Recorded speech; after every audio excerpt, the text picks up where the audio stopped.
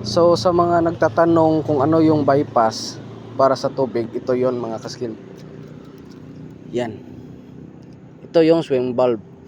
Itong linya na to, yan, mula sa pump, yan. Pressurize yan. So malakas ang pressure nito, so hindi magbabackflow yung tubig. So magsasara to.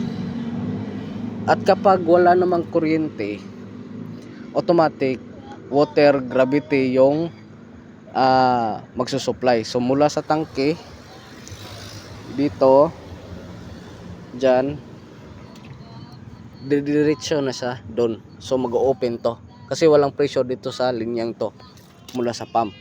So didiretso yung tubig papunta sa mga supply ng by floor. So yan yung bypass mga kaskilled. So ito yung wiring natin, nilagay natin sa junction box. So pasensya na kayo sa sitwasyon ng junction box natin.